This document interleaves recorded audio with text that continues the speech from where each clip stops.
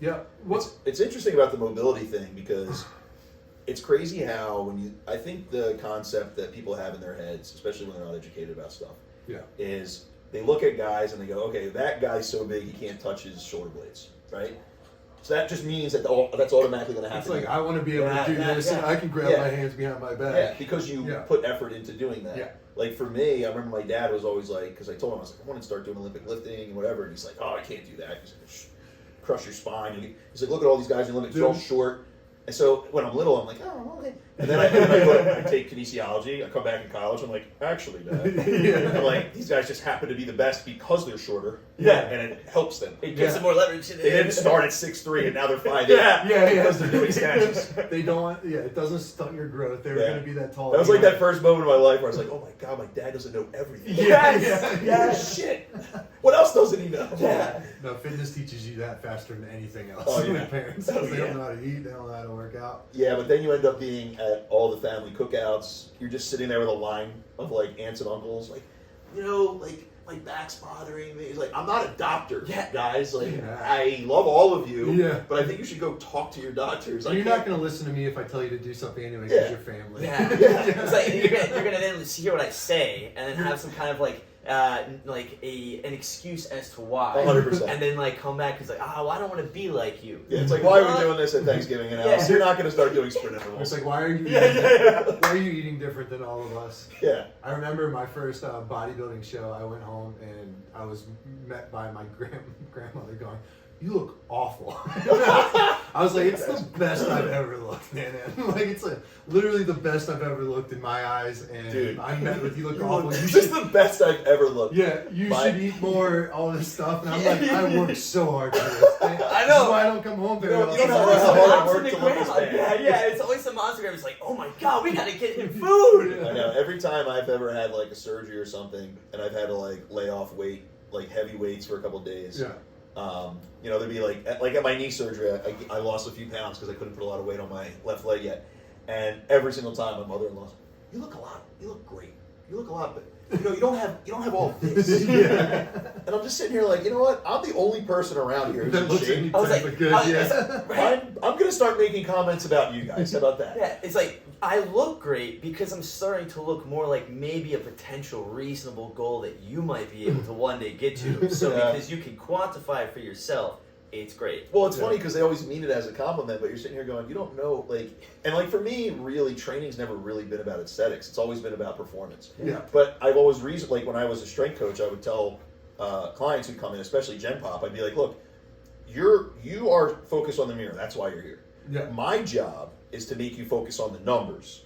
So then you get to see what you want in the mirror. Because if you're looking at the mirror every day, you're going to get annoyed. But if you see your weights going up every single week or your rest periods going down, you're going to get jacked up to come in here every day. And then 4 weeks from now, you're going to have your mirror moan and be like, holy shit, then I can't keep you out of here. Yeah. So for me, aesthetically, training, I always try to train more like a safety, right? And I need to be explosive, I need to be powerful and strong, and I needed to have quick bursts of energy.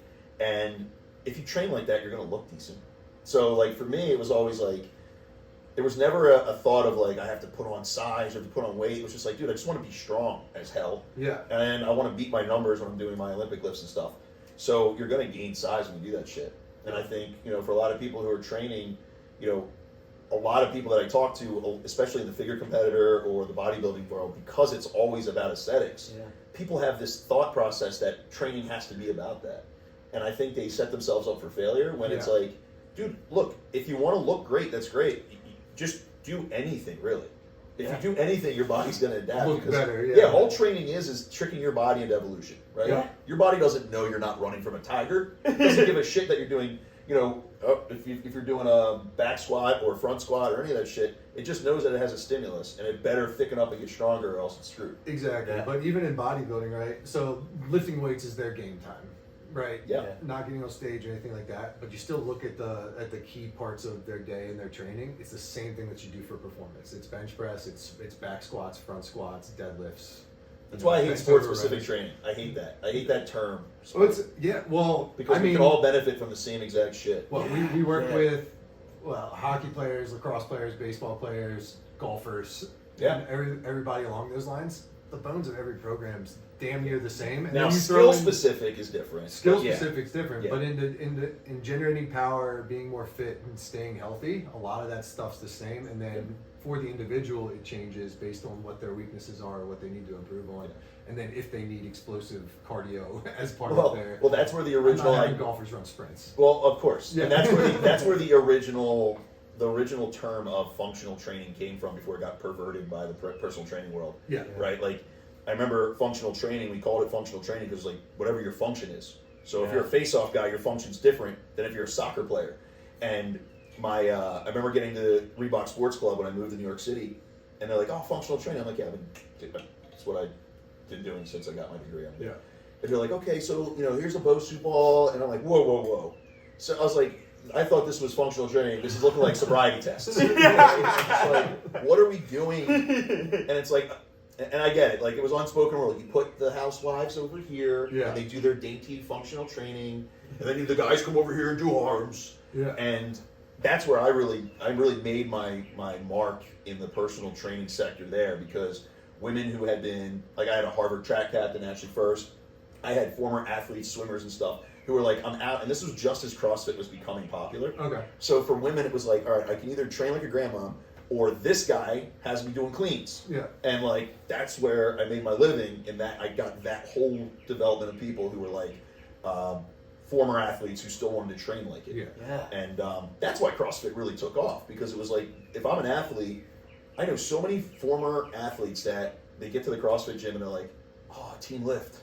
You know what I mean? Yeah. Like, that's, you miss team lifts. It's like And, competitive, it's yeah. fun. So I it's totally high get intensity. the allure of it, for sure. That's where you see the sport come out, because I do CrossFit alone. When I train CrossFit, I was always by myself in terms of Yeah. in terms of my sport. It was all on my shoulders.